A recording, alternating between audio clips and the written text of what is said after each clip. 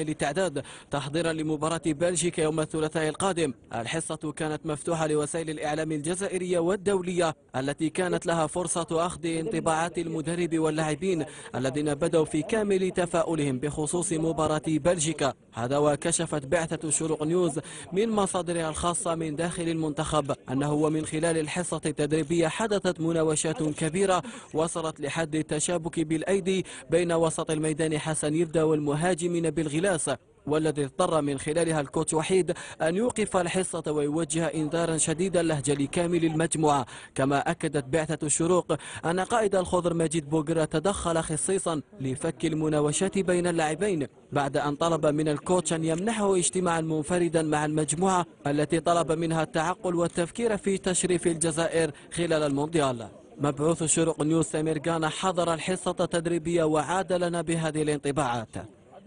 وصلوا لاعبي الخضر تحضيراتهم هنا بمركز سوركابا في أجواء حماسية استعدادا لموقعة بيلو إريزانتي يوم 17 جوان. كما تحدث الناخب الوطني وحيد خليل زيج خلال المنطقة المختلطة اليوم حين قال حيث قلل من قيمة لاعبيه وقال أن لاعب مختاريان لاعب بوريسيا دورتموند والمنتخب الأرمني قيمته تساوي أكثر من كل لاعبيه. كما تأثر لاعبو الخضر بوفاة نبيل حماني. كان معكم سمير غانا بعثة شروق نيوز من داخل مركز سوركابا.